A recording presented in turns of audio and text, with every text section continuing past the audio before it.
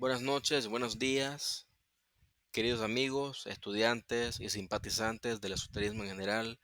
Les saluda Frater Catus. Estoy emocionado de estar aquí con ustedes una vez más. Antes de empezar, quiero agradecerles por todo el apoyo que nos han brindado hasta ahora. Sus comentarios, likes y suscripciones son la razón por la que seguimos creciendo y creando contenido para ustedes. Quiero aprovechar la oportunidad para pedirles un pequeño favor. Si es que disfrutan de este canal y de su contenido y de los episodios que estamos promoviendo y encuentran valor en ellos, les pido que nos ayuden a difundirlo aún más. Lo primero que pueden hacer es darle un me gusta a este video. No solo nos da una señal de que están disfrutando del contenido, sino que también ayuda a que este episodio sea más visible para otros oyentes interesados en temas similares. Además, si tienen algo que compartir acerca del episodio o alguna opinión que deseen emitir, déjenlo en la sección de comentarios. Nos encanta leer sus pensamientos y estar en contacto con ustedes. Si aún no lo han hecho, los invito a suscribirse al canal. De esta manera no se perderán ningún episodio futuro y estarán al tanto de todas las novedades. Y para aquellos que disfrutan de las redes sociales, les animo a seguirme en Twitter. También pueden escribirme directamente a Telegram. Me pueden encontrar en ambas redes como Frater Catus. Ahí compartimos contenido adicional, hay avances de futuros episodios y también interactuamos con ustedes de manera más directa. Quiero enfatizar que su apoyo no solo nos ayuda a crecer, sino que también nos motiva a seguir adelante con pasión y dedicación en cada episodio que producimos. Desde lo más profundo de mi corazón les agradezco por formar parte de esta comunidad y por acompañarnos en este emocionante viaje. Y ahora, sin más preámbulos, vamos a sumergirnos en el contenido del episodio de hoy. Vamos a continuar con las disertaciones del libro El aprendiz y sus misterios del doctor Jorge Adom. Continuamos en el capítulo 2, que es la historia de la masonería. Esta es la segunda parte de una serie que empezamos ya hace casi 2 semanas y continuamos con el numeral 16, que dice así: la iglesia gnóstica quiso fusionar el cristianismo con las tradiciones antiguas para que la gnosis o comprensión sustituyera al dogma impuesto por la fe. El gnosticismo, instituido por San Juan y sus discípulos, constituye uno de los puntos de apoyo más directos de la masonería. Hasta aquí el numeral 16. Vamos a empezar entonces a ir rompiendo poco a poco la cáscara de este huevo para que podamos descubrir directamente cuáles son estos misterios del aprendiz que nos quiso transmitir el doctor Jorge Adom. Lo primero que debemos notar es de que el doctor Adom habla de una iglesia gnóstica, y lo primero que hay que preguntarse es a qué iglesia gnóstica se refiere. Bueno, el texto no especifica a qué iglesia gnóstica está mencionando, a cuál se refiere. De hecho, hay varios grupos y organizaciones que se autodenominan iglesia gnóstica. El gnosticismo en sí es un movimiento antiguo, muy diverso, que ha dado lugar a diversas ramas y escuelas a lo largo de la historia. Algunas de las iglesias gnósticas más conocidas son la Iglesia Gnóstica Católica, la Eclesia Gnóstica, la Iglesia Gnóstica Universal, la Iglesia Gnóstica Apostólica. Cada una de estas iglesias tiene su propia interpretación y enfoque del gnosticismo, y pues es importante conocer más detalles específicos para determinar a cuál de ellas se refiere el texto. Lo más probable es de que por el tipo de vivencia del doctor Adom, él la esté relacionando hasta cierto punto con la iglesia gnóstica que supuestamente fundó el Maestro Jesús. Esto según la doctrina que promulgó el doctor Arnold Krumheller, que es el fundador de la Fraternidad Rosacruz Antigua, que es el que hace las liturgias y organiza todo el trabajo de la iglesia gnóstica moderna, y sobre la cual pues toma préstamos culturales el señor Víctor Gómez, también conocido como Samael Aún Beor, para hacer también su propia versión de iglesia gnóstica. Bastante interesante. Tenemos que preguntarnos también qué es el gnosticismo. Pues el gnosticismo es un conjunto de corrientes filosóficas religiosas, espirituales. Estas florecieron en los primeros siglos de la era cristiana. El término en sí, gnosticismo, proviene de la palabra griega gnosis, significa conocimiento o comprensión. Los gnósticos buscaban una comprensión o conocimiento profundo y directo de la divinidad, más allá de las creencias y dogmas establecidos. El gnosticismo se caracteriza por una serie de ideas centrales. Las vamos a ir mencionando. 1. Dualismo cósmico.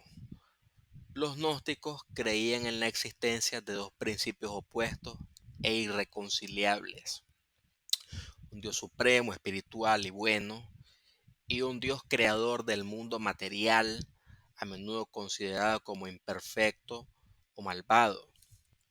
Esta dualidad se extiende a la naturaleza humana, donde se cree que hay una chispa divina atrapada en el cuerpo material. 2. Salvación a través del conocimiento. Los gnósticos sostenían que el conocimiento, la gnosis, era el medio para liberar el espíritu humano de la esfera material y reunirse con el Dios Supremo, con el Padre.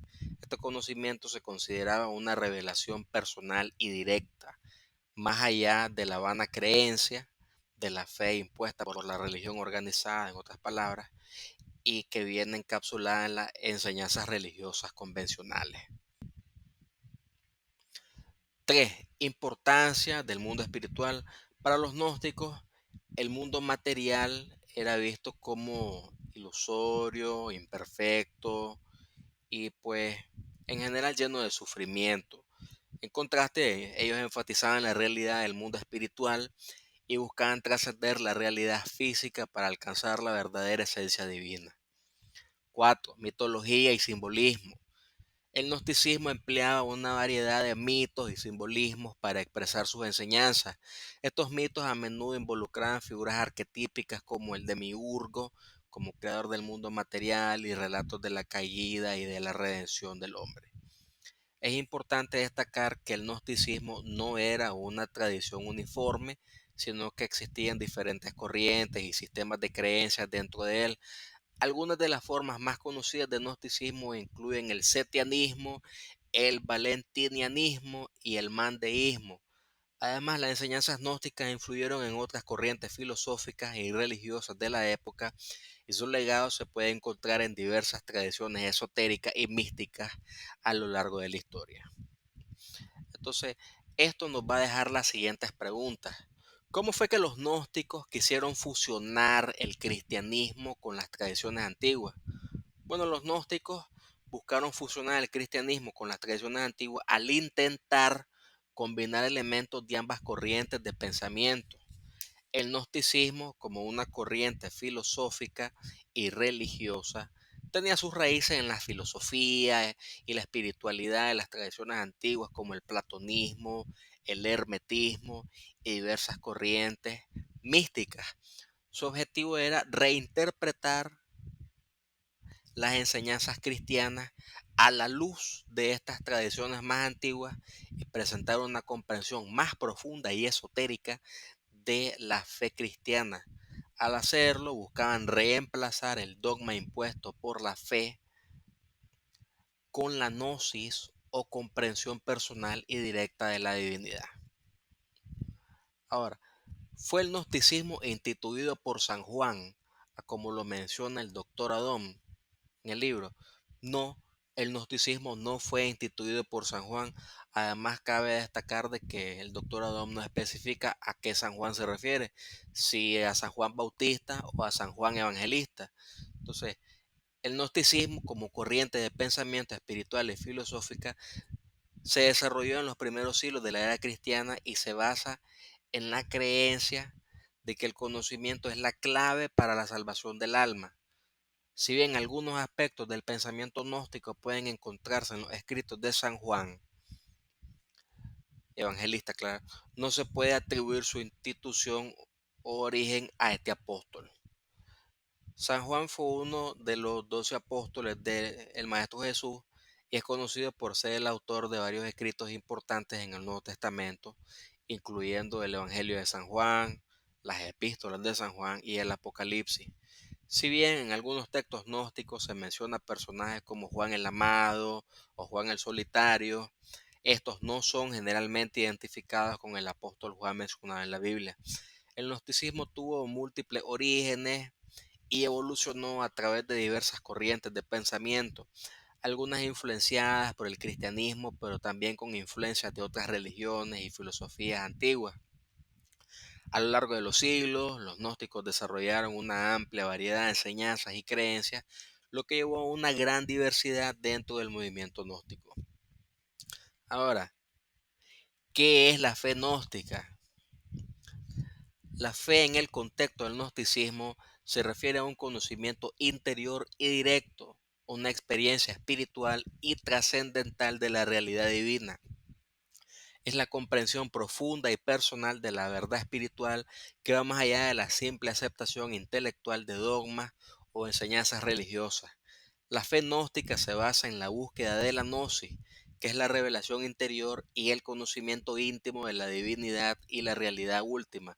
Para los gnósticos, la fe no es simplemente creer en algo, sino experimentar una conexión íntima con la fuente divina y trascender las limitaciones del mundo material. Esto quiere decir de que hay una diferencia de fe, según lo entiende el gnosticismo y según lo entiende la religión organizada. Es decir, la diferencia en la concepción de fe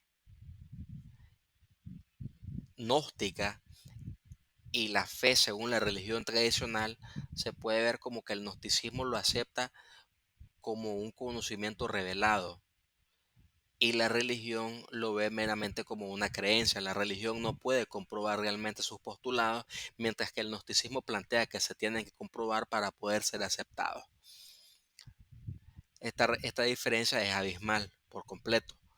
Ahora, añadiéndole al asunto la palabra fe, eh, sacándola del hebreo, pues es emuná. La emuná, pues, es un deber, es un mandamiento, tiene que ver en el sentido de un conocimiento íntimo, un conocimiento secreto que va más allá de toda comprensión, que es revelado directamente por Hashem, que es como le llaman respetuosamente los judíos. Pero emuná realmente no lo entienden los judíos a como lo entienden los cristianos. No es ese conocimiento que pueden hablar los cristianos tener. La fe para los cristianos es una creencia que no puede ser comprobada y que se acepta aguardando cierta esperanza de que sea correcta, de que sea verdad. Los judíos, por el contrario, siguen este concepto de emuná, que cuando se traduce al español es fe, pero para ellos la fe es algo que es revelado directamente por el Dios que ellos comprenden, por el Dios que ellos respetan y que han decidido seguir, que en este caso es Hashem, que como ellos le llaman respetuosamente, pero son completamente conceptos distintos. A pesar de que los dos, cuando son traducidos al español, dicen fe, también está el caso de pistis, que es fe en griego, pistis también quiere decir conocimiento. Entonces, o sea, hay una diferencia muy significativa entre lo que es el conocimiento revelado de la divinidad y lo que es una creencia no comprobada, que es lo que defienden las religiones organizadas. Entonces, la fe en el gnosticismo comprende las siguientes características. Uno, es un conocimiento interior. En el gnosticismo, la fe está relacionada con la gnosis, que es el conocimiento interior y directo de la realidad divina. La fe no es simplemente creer en algo basado en dogmas o enseñanzas externas, sino experimentar una conexión íntima y personal con lo divino a través de la revelación interna. 2. Es experiencial. La fe gnóstica se basa en la experiencia directa del individuo. Los gnósticos buscan una relación espiritual directa con lo divino más allá de lo que pueda decir cualquier autoridad externa. 3. Es trascendental del mundo material. Para los gnósticos, la fe implica superar las limitaciones del mundo material y conectarse con una realidad espiritual superior. la salvación y el conocimiento espiritual se encuentran en el despertar interior y la realización de la divinidad intrínseca. Ahora vamos a dar ciertas características de lo que es la fe para la religión tradicional. Uno, creencia y dogma. En la religión tradicional, la fe a menudo se relaciona con la aceptación de creencias y dogmas. Son transmitidos por una autoridad religiosa que se considera sagrada, representante de Dios en la tierra. Puede ser relacionada también con un libro sagrado, también que ha sido revelado por Dios para la tierra. La fe para la religión tradicional se basa en una confianza, en una creencia en esta enseñanza sin necesariamente requerir una experiencia directa. 2. Relación con lo divino a través de intermediarios. En las religiones, la fe implica una relación con lo divino a través de intermediarios, llámese profetas, sacerdotes, imanes en el caso del Islam, rabinos en el caso del judaísmo, etc. Estos intermediarios interpretan y transmiten la voluntad divina o las enseñanzas de Dios a los fieles o a los seguidores. 3. Énfasis en rituales y prácticas externas. La fe en la religión tradicional a menudo se expresa a través de rituales, ceremonias y prácticas religiosas específicas. La adhesión a estos rituales es vista como una expresión de fe y devoción hacia lo divino. En resumen, pues vemos que en el gnosticismo la fe se basa en la experiencia interna y directa del individuo, buscando una conexión espiritual profunda y trascendiendo las limitaciones del mundo material. Por otro lado, en la religión tradicional, la fe implica la aceptación de creencias, rituales y prácticas transmitidas por una autoridad religiosa, y la relación con lo divino a menudo se establece a través de intermediarios y prácticas externas, ¿verdad? Ahora, ¿en qué sentido el gnosticismo es uno de los puntos de apoyo más directos de la masonería? En el sentido de la masonería, el gnosticismo se considera uno de los puntos de apoyo más directos debido a la influencia que ha tenido en la filosofía masónica. La masonería es una sociedad fraternal, filosófica, que promueve el crecimiento espiritual y moral de sus miembros a través de símbolos, rituales y enseñanzas filosóficas. A lo largo de la historia se ha afirmado que algunas de las ideas y enseñanzas gnósticas han encontrado su camino en los principios y prácticas masónicas. Esto incluye la idea de buscar la sabiduría espiritual a través de la gnosis personal, la importancia de la comprensión esotérica más allá de las enseñanzas exotéricas o externa, y la valoración de la libertad de pensamiento y creencia individual. Sin embargo, es importante tener en cuenta que la relación entre el gnosticismo y la masonería no es unívoca ni está exenta de debate, ya que la masonería abarca una amplia gama de creencias y prácticas, y la influencia del gnosticismo puede variar entre diferentes corrientes masónicas. Algunos puntos en los que se considera que la masonería tomó del gnosticismo para crear su propia cosmogonía son los siguientes. Uno, búsqueda de la sabiduría espiritual. Tanto el gnosticismo como la masonería enfatizan la búsqueda de la sabiduría espiritual como un objetivo central. Algunas tradiciones promueven el conocimiento esotérico y la comprensión profunda de la divinidad más allá de las creencias superficiales o exotéricas. 2. Dualismo cósmico. Algunos argumentan que la noción de dualismo cósmico en el gnosticismo ha influido en la concepción masónica del bien y el mal.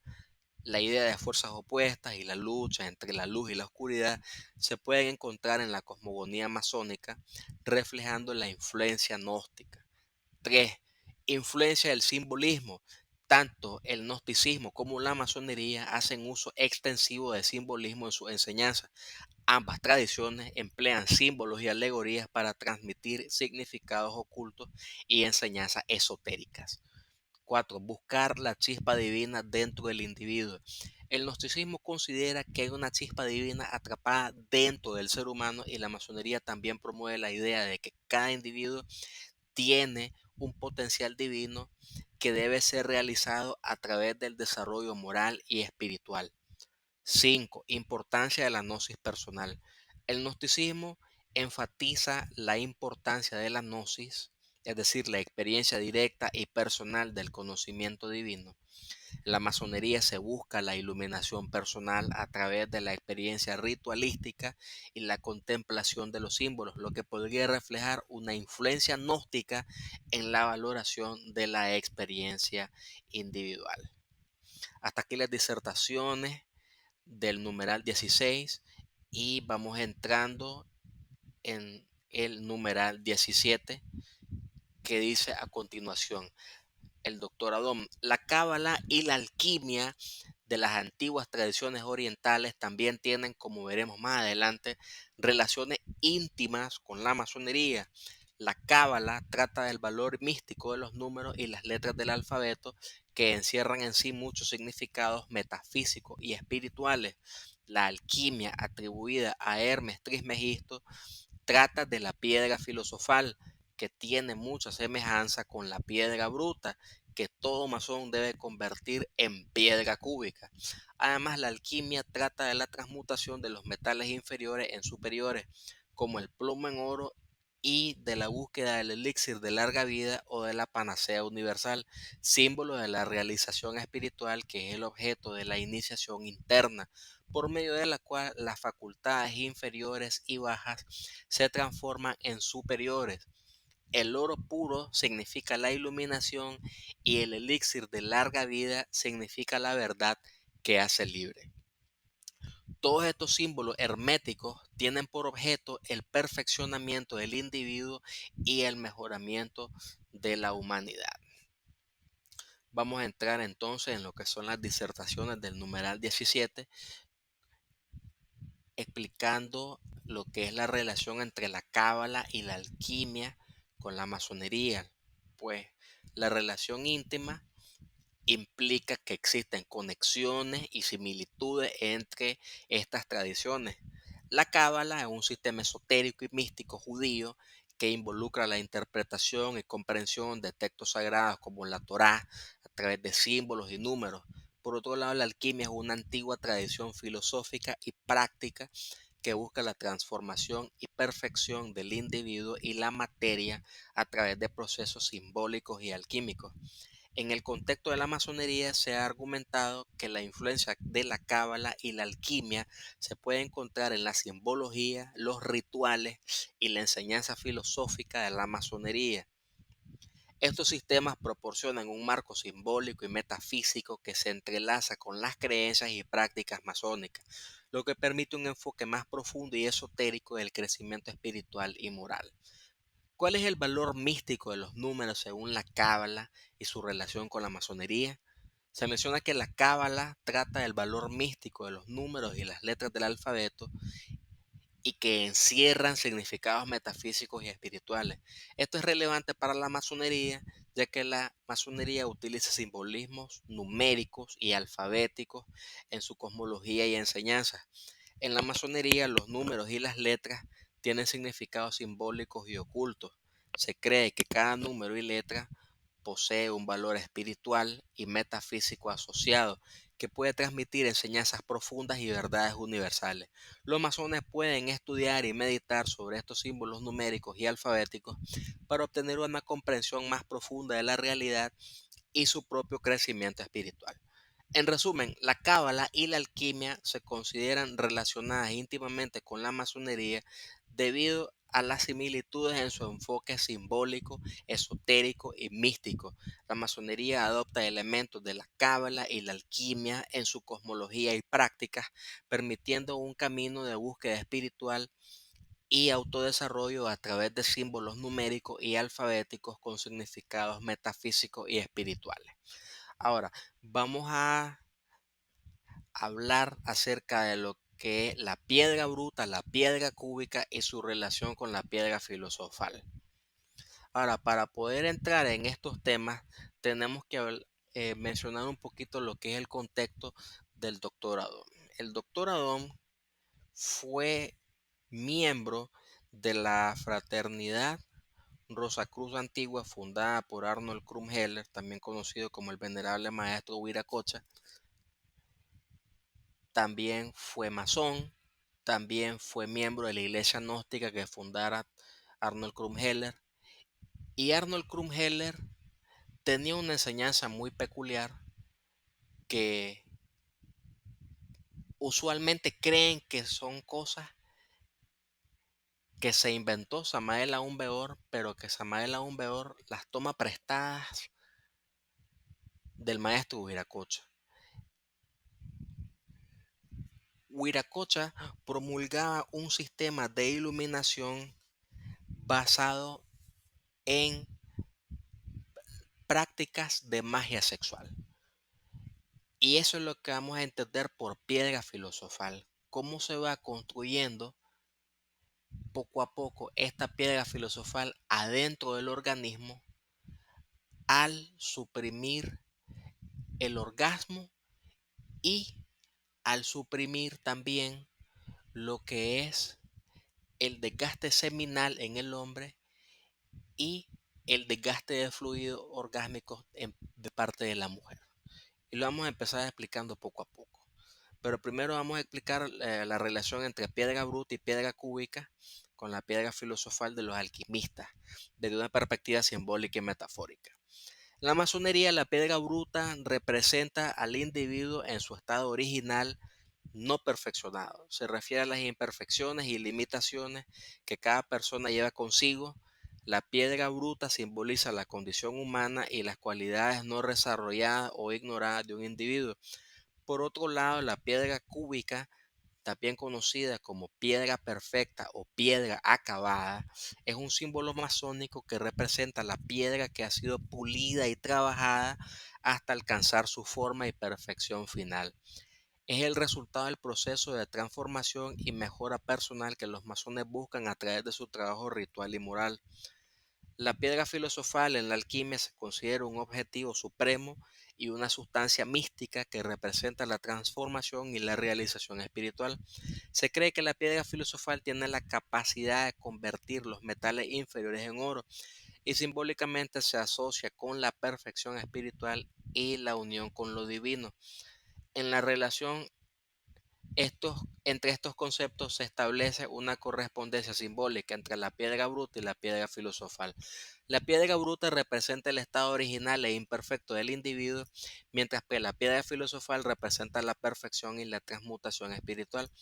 La piedra cúbica, por su parte, puede interpretarse como el resultado de la transformación de la piedra bruta en una forma más perfecta, similar a la búsqueda de la piedra filosofal en la alquimia. En resumen, la piedra bruta y la piedra cúbica de los masones están relacionadas con la búsqueda de la perfección y transformación personal, mientras que la piedra filosofal de los alquimistas representa la transmutación y la realización espiritual. Ambos conceptos comparten la idea de una evolución y mejora interna hacia un estado más elevado de conocimiento y realización. Entonces ahora ya nos vamos a ir metiendo en el tema de lo que consiste en devastar la piedra bruta, o sea, lo que es irse deshaciendo de los defectos, trabajar en los traumas de la infancia, trabajar en los diferentes trastornos, ir limpiando la psiquis. Vamos a hablar de lo que es la formación de la piedra filosofal y vamos a hablar también de magia sexual, según la explicó Krumheller, según la entendió el doctor Jorge Adón, y de que esto no es ningún concepto nuevo y lo vamos a ir explicando poco a poco. Hay que tener una cosa bien importante y hay que relacionarlo con la piedra bruta y con la formación de la piedra filosofal. Una cosa es el trabajo esotérico y otra cosa es el camino esotérico. El trabajo esotérico se entiende pues llegando a una comprensión de los defectos propios, limando esos defectos, creando las virtudes en el alma, entendiendo las emociones, sublimando los sentimientos. Ese es el trabajo esotérico. En eso consiste la piedra bruta, la devastación de lo que nos sobra para llegar a convertirnos en una piedra labrada. Entonces la piedra labrada es el camino esotérico, porque una cosa es el trabajo y otra cosa es el camino. El camino esotérico ya involucra las iniciaciones, el despertar de la conciencia, el despertar del kundalini. Son conceptos distintos. Ahora, acerca de lo que es desgastar la piedra bruta, en el contexto masónico, pues se utiliza para representar el proceso de automejora, la transformación personal. La piedra bruta se refiere al individuo en su estado original, sin pulir, sin perfeccionar. Devastar la piedra bruta implica trabajar en uno mismo, superar las imperfecciones, las tendencias negativas, cultivar virtudes, cualidades positivas. Esto con el fin de alcanzar un estado de mayor desarrollo y perfección moral y espiritual. Lo que es la formación de la piedra filosofal es un concepto alquímico asociado con la alquimia, ¿verdad? Eh, Se cree que la piedra filosofal tiene propiedades místicas, se dice que tiene la capacidad de transmutar los metales inferiores en oro o plata. Además es un sentido más espiritual y simbólico. Se dice que la piedra filosofal representa la perfección espiritual y la unión del individuo con lo divino.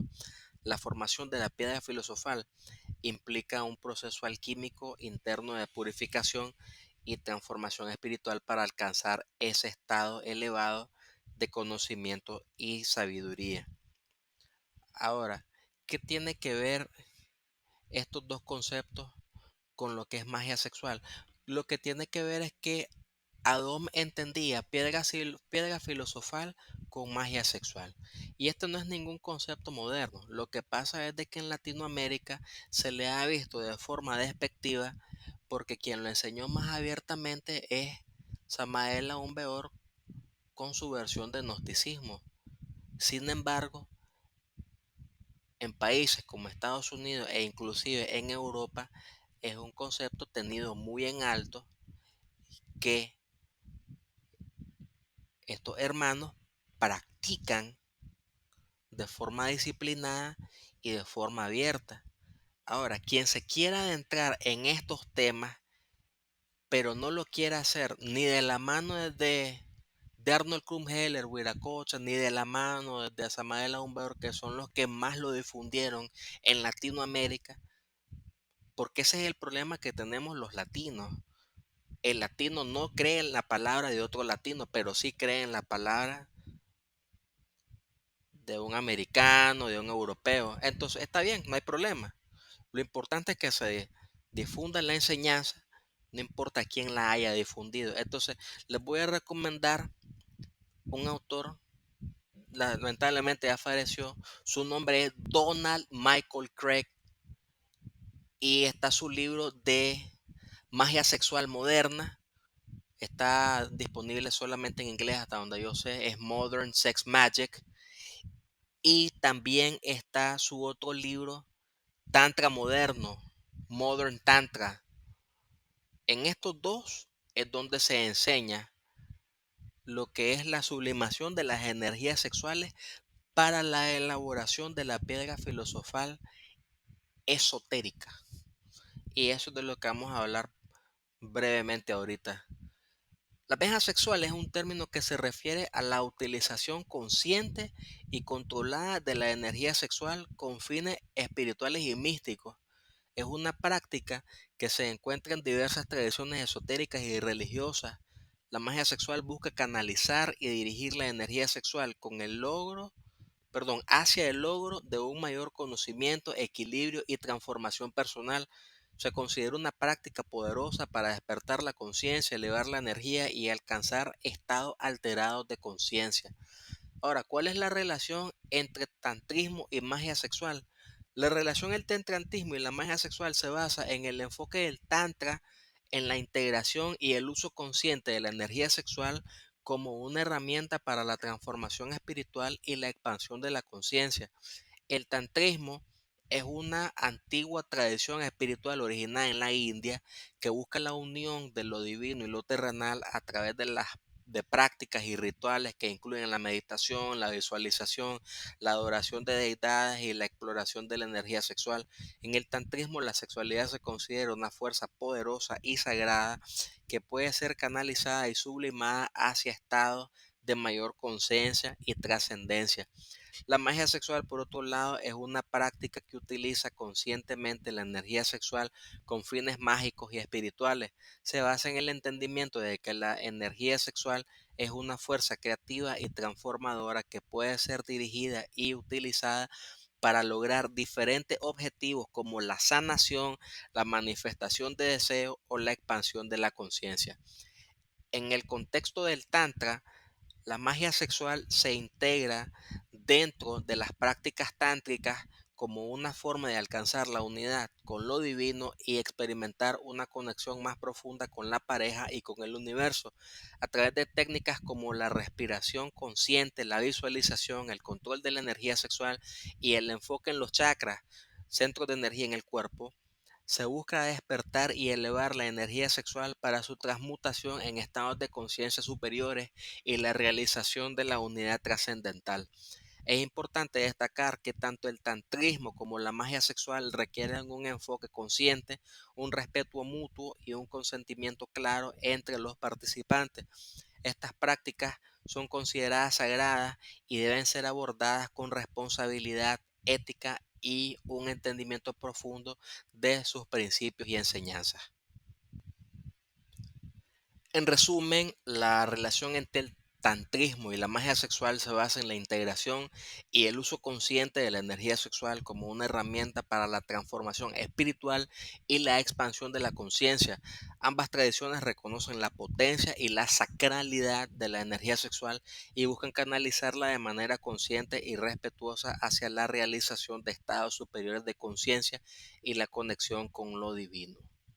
Hasta aquí las disertaciones del numeral 17 y a continuación vamos a leer el numeral 18 del libro del doctorado.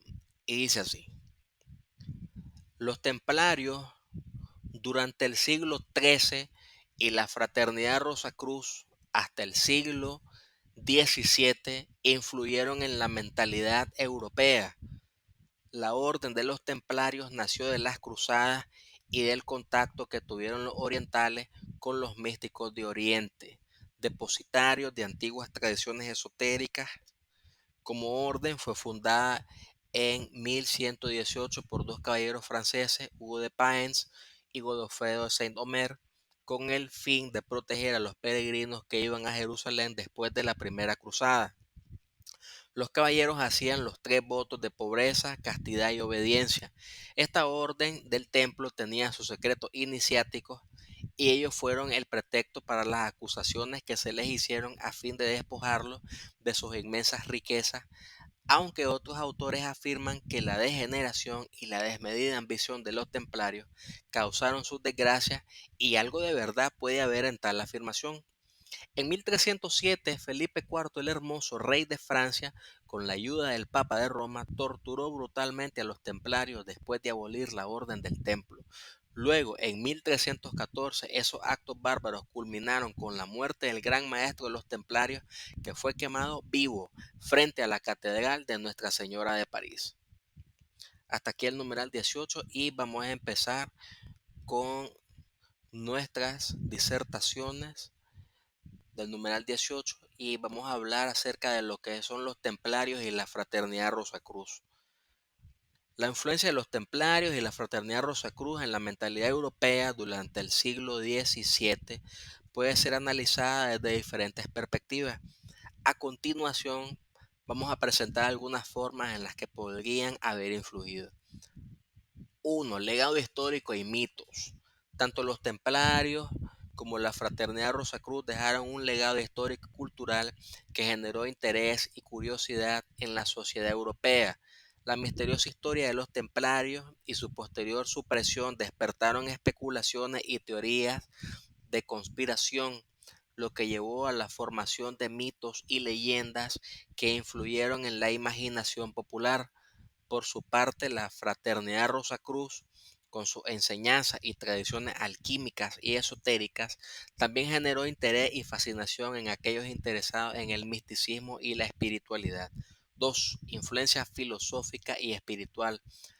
Los templarios y la fraternidad Rosacruz transmitieron ideas y principios filosóficos y espirituales que pudieron haber impactado en la mentalidad europea. Los templarios, a través de su asociación con el esoterismo y su búsqueda de la sabiduría oculta, podrían haber influido en el desarrollo del pensamiento esotérico y hermético en Europa. Por su parte, la fraternidad Rosacruz, con su énfasis en la alquimia, la espiritualidad y la búsqueda del conocimiento interno, pudo haber tenido un impacto en la visión del mundo y las perspectivas espirituales de aquellos que se interesaron en su enseñanza. 3. Influencia en el desarrollo de sociedades secretas y organizaciones ocultas. Tanto los templarios como la Fraternidad Rosacruz son considerados precursores de la creación de sociedades secretas y organizaciones ocultas en Europa. Sus influencias y prácticas han sido vinculadas con el surgimiento y desarrollo de diferentes grupos esotéricos y herméticos durante el siglo XVII. Estas sociedades y organizaciones ocultas tuvieron un impacto en la mentalidad de aquellos que buscaban un conocimiento más profundo y una comprensión más esotérica de la realidad. Es importante destacar que la influencia de los templarios y la fraternidad Rosacruz en la mentalidad europea durante el siglo XVII no puede ser reducida a una única explicación o impacto. Su influencia fue multifacética y variada, y su legado continúa siendo objeto de estudio y especulación en la actualidad. También me gustaría mencionar, antes de continuar, de que la orden del temple ya no existe, la abolió el Papa en esa época. Así que cuando ustedes miren cualquier tipo de fraternidad, escuela, orden, como se le quiera llamar, que tenga el nombre de templarios del Nuevo Mundo, orden del temple del no sé dónde, esas son órdenes neotemplarias. Los templarios ya no existen. Y es imposible, aunque clamen lo que quieran clamar con los documentos que quieran tener o que se hayan inventado, de que existe un linaje oculto entre los templarios que llega hasta nuestros días. Es imposible. A todos estos los templarios los quemaron, y los que sobrevivieron se fueron a esconder donde la orden de los hospitalarios, y cierto legado le queda a la masonería, pero la orden del temple ya no existe. Entonces, cualquiera que diga que es templario es mentira, no es templario. Que quiera seguir los ideales del temple es otra cosa, que se quiera disfrazar de templario es otra cosa, pero templario no es.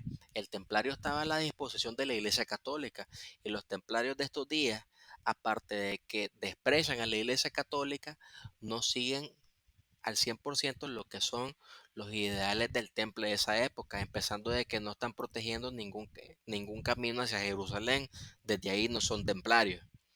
Ahora, la otra cosa, la fraternidad Rosacruz tampoco existe.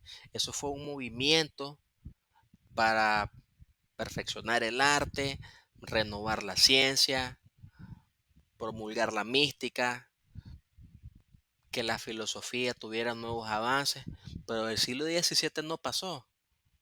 Ahora, cualquier orden, escuela, fraternidad, por muy respetable que sea, que diga que son Rosacruces o estudiantes Rosacruces, como se le quiere llamar, no son Rosacruces, es mentira. Están siguiendo los ideales del movimiento Rosacruz del siglo XVII, están persiguiendo los ideales de los manifiestos Rosacruces, pero ellos no son Rosacruces, no son estudiantes Rosacruces, su escuela no es Rosacruz, no hay ningún linaje que venga ni de Francia, ni de Europa, ni de Alemania, ni de donde quieran decir que venga. Todos esos documentos son falsos, todos esos son disparates, y le están cobrando a la gente dinero que no le tienen que cobrar, supuestamente porque ellos son los Rosacruces originales de Europa del siglo XVII, y eso es completamente falso. Y hay que denunciarlo y desmentirlo para que la gente deje de seguir estas ideas. Está bien que pertenecer a una fraternidad de Rosacruz, claro que está bien, se promulgan excelentes ideales, pero de ahí a fanatizarse y decir yo soy Rosacruz, los demás no son Rosacruces, o yo pertenezco a la Rosacruz verdadera y las otras órdenes Rosacruces son falsas, esas son ideas detestables que hay que ir erradicando de nuestros pensamientos, principalmente de la época en la que vivimos en pleno 2023. Vamos a hablar un poco de la historia de la Orden del Temple. La Orden del Temple, también conocida como los Caballeros Templarios, Fue fundada en el año 1119 en Jerusalén durante la época de las Cruzadas. La orden militar y religiosa fue establecida con el propósito original de proteger a los peregrinos cristianos en Tierra Santa y de luchar en las cruzadas.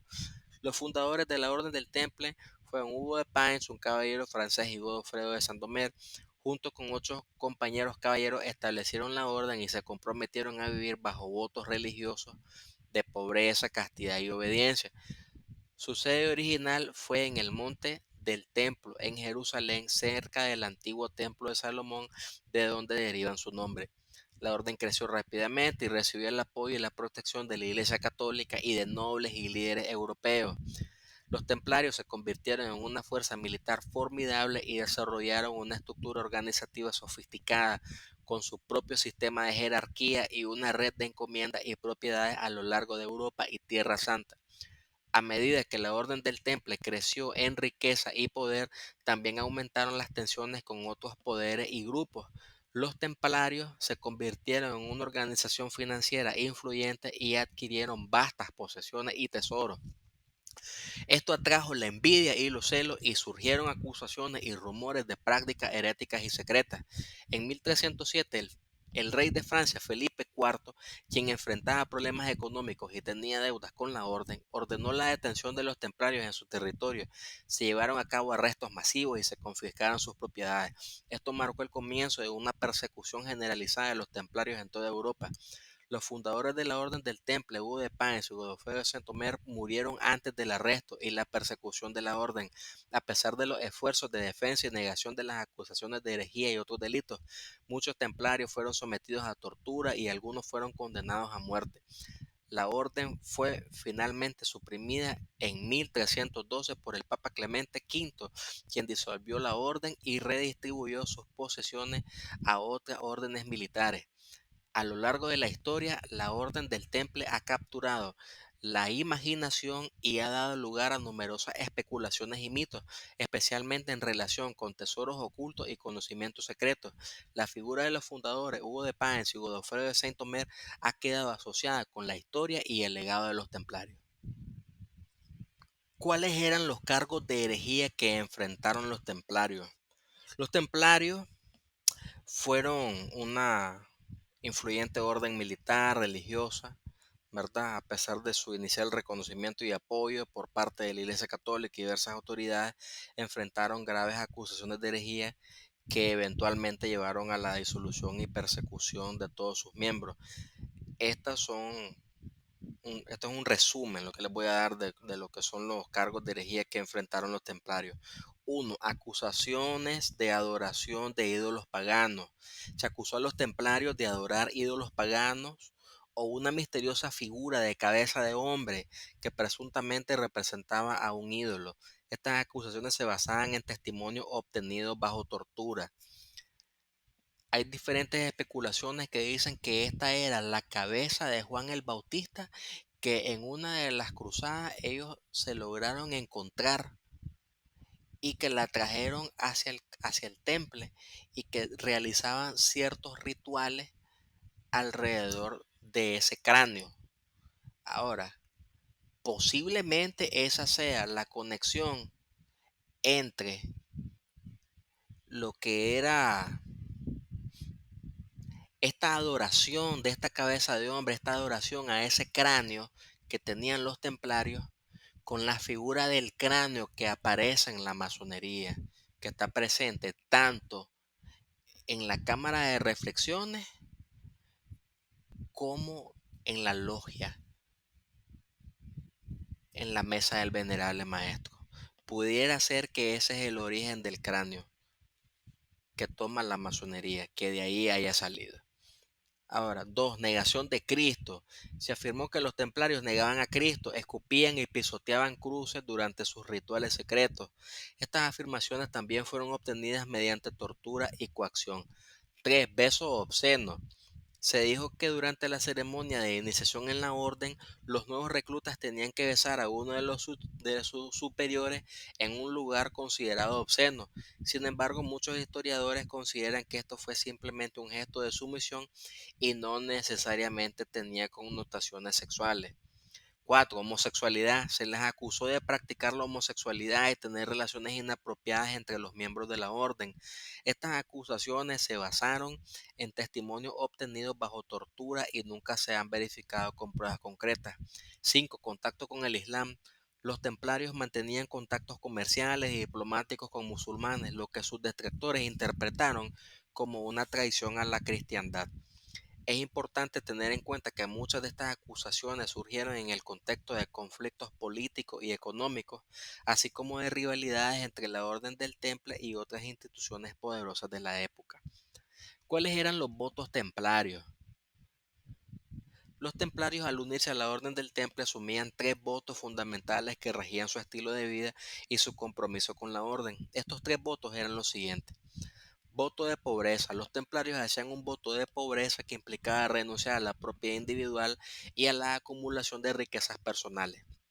Los miembros de la orden entregaban todos sus bienes a la orden y se comprometían a vivir una vida de modestia y sencillez. Esto no significa que la orden misma fuera pobre, ya que la orden del temple acumuló considerables riquezas y propiedades a lo largo de los años, pero individualmente los templarios renunciaban a la posesión personal de bienes materiales. Voto de castidad. Los templarios hacían un voto de castidad que implicaba la renuncia a los placeres y relaciones sexuales. Los miembros de la orden se comprometían a vivir una vida célibe y abstenerse de cualquier actividad sexual. Este voto se basaba en la creencia de que la castidad fortalecía su dedicación espiritual y su capacidad de centrarse en su deber como caballeros y defensores de la fe. Voto de obediencia. Los templarios hacían un voto de obediencia que implicaba la sumisión y lealtad a la autoridad y las reglas de la orden. Los miembros debían obedecer a sus superiores jerárquicos y cumplir las órdenes y los mandatos de la orden. Este voto refleja la estructura organizativa de la orden y la importancia de la disciplina y la cohesión en la vida templaria.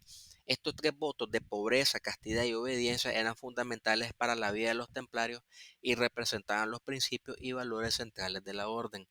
A través de estos votos, los templarios buscaban vivir una vida de dedicación espiritual, servicio a Dios y protección de los cristianos en Tierra Santa durante la época de las cruzadas.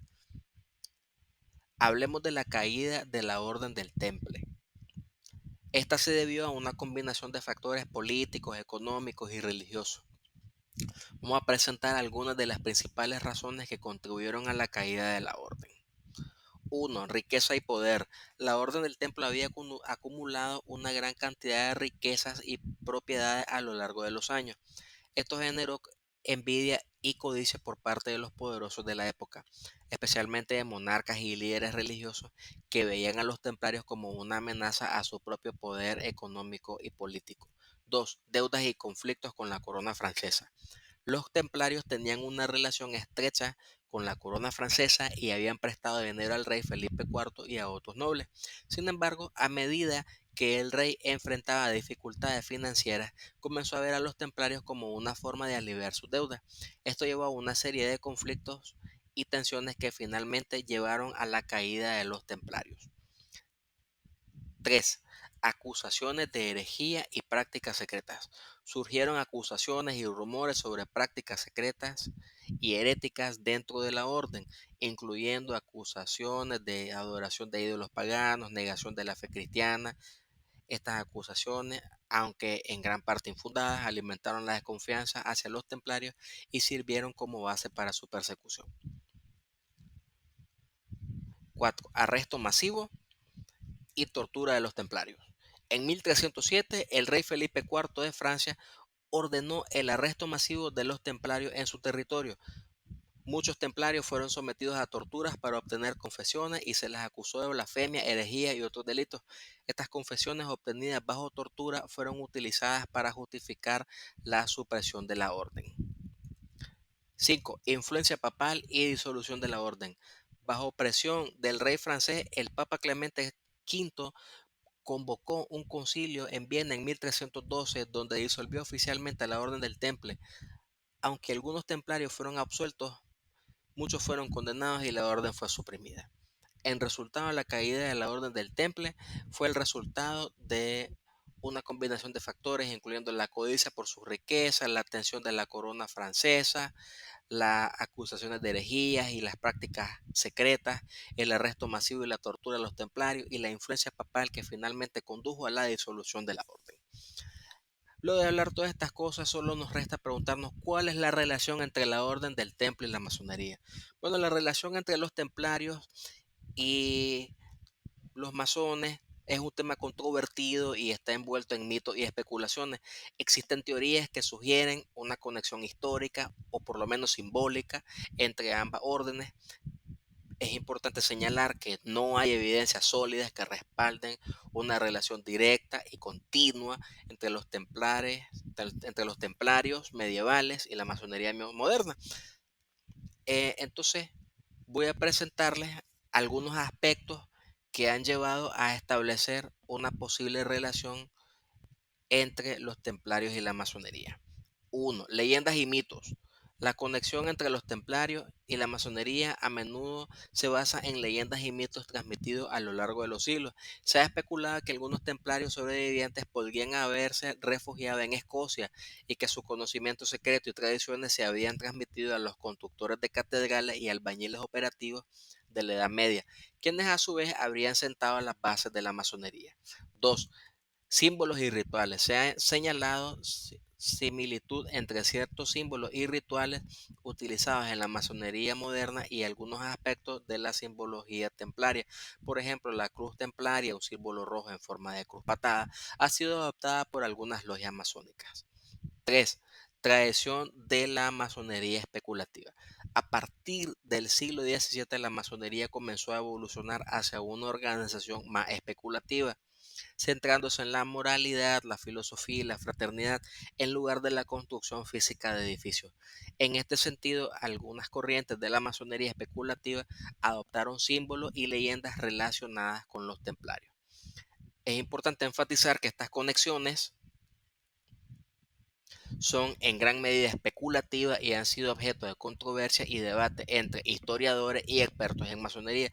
La masonería moderna, tal como la conocemos hoy en día, se originó en Europa en el siglo XVII, se basó en gran medida en los gremios de albañiles y constructores de la Edad Media, pero su desarrollo y evolución posterior se deben a diversas influencias filosóficas y culturales. En conclusión, aunque la leyenda y la especulación han creado una fascinante conexión entre los templarios y la masonería, no hay evidencias concretas de una relación directa y continua entre ambas organizaciones. La masonería moderna se ha desarrollado de manera independiente, adoptando y adaptando símbolos y tradiciones a lo largo del tiempo, sin que haya pruebas fehacientes de que sea una continuación directa de los templarios medievales. Y ya para ir finalizando el episodio, vamos a hablar como preámbulo al punto 19, que lo vamos a ver en el siguiente episodio. Vamos a hablar un poco acerca de lo que fue el iluminismo Rosacruz, tal como lo plantea Francis Yates en su libro homónimo Iluminismo Rosacruz. Entonces les voy a presentar algunas de las principales ideas de este libro que se publica en 1972 y que es crucial para poder entender lo que fue el movimiento Rosacruz del siglo XVII. Entonces vamos a revisar las principales ideas del libro. 1. Resurgimiento del interés en el rosacrucismo. El libro de Francis Yates analiza el periodo histórico conocido como el Iluminismo Rosacruz en Europa durante los siglos XVII y XVIII. Se centra en el resurgimiento del interés de la tradición Rosacruz y en cómo esto influyó en el pensamiento y la cultura de la época. 2. Ideas esotéricas y revolucionarias. Francis Yates argumenta que el rosacrucismo, con su enfoque en la alquimia, la teología hermética y la búsqueda de la sabiduría oculta, tuvo un impacto significativo en el desarrollo del pensamiento esotérico y en el clima cultural de la época. El movimiento Rosacruz se considera un precursor del iluminismo y se le atribuye haber influido en ideas revolucionarias y radicales. 3. Conexiones con la reforma y la contrarreforma. El libro de Francis Yates explora las conexiones entre el rosacrucismo y los movimientos religiosos de la época, como la reforma protestante y la contrarreforma católica. Analiza cómo las ideas rosacruces se entrelazaron con las tensiones religiosas y políticas del momento y cómo influyeron en los debates teológicos y en la búsqueda de una espiritualidad más personalizada. 4. Influencia en el pensamiento científico y filosófico. Francis Yates sugiere que las ideas rosacruces también influyeron en el desarrollo de la ciencia y la filosofía durante este periodo. Destaca cómo la alquimia y la búsqueda de la piedra filosofal se relacionaron con los esfuerzos científicos y la visión de un mundo unificado y espiritualmente iluminado. 5. Importancia de los símbolos y la hermenéutica. El libro de Yates enfatiza la importancia de los símbolos y la interpretación hermética en el pensamiento Rosacruz. Explora cómo los Rosacruces utilizaban símbolos y alegorías para transmitir enseñanzas ocultas y cómo estas interpretaciones simbólicas influyeron en el desarrollo de un pensamiento simbólico más amplio. Hasta aquí las disertaciones. En el próximo programa vamos a hablar más acerca de la Fraternidad Rosacruz y su relación con la masonería. Hasta aquí hemos disertado hasta el numeral 18 del capítulo 2 del libro El aprendiz y sus misterios del doctor Jorge Adón. Nos falta mucho por recorrer, pero creo sinceramente que estamos sembrando a futuro. Posiblemente yo no vea el fruto de lo que estoy sembrando con este podcast, pero vendrán otros después de mí que cosecharán. Les agradezco su tiempo y su paciencia. Espero que estas disertaciones sean de su agrado y utilidad. ¿Qué les pareció el episodio? Para quienes nos siguen en YouTube, nos pueden dejar saber en la caja de comentarios. Si nos siguen en Spotify, nos pueden contactar en Twitter o en Telegram y nos dejan saber qué les pareció. ¿Les gustó o no les gustó? Nos cuentan por qué. Si les gustó, regálennos un me gusta. Esto incentiva la creación de nuevo contenido. Suscríbanse al canal y compartan en sus grupos de Facebook. Síganme en Twitter, ahí también estoy compartiendo contenido de calidad. Atentos todos que dentro de poco voy a liberar mi biblioteca al público otra vez. Ya estoy preparando el lanzamiento oficial, así que todos pendientes. Hasta aquí mis 2 centavos. Se despide de todos ustedes fraternalmente, Frater Catus. Buenas noches y buenos días. Paz inverencial.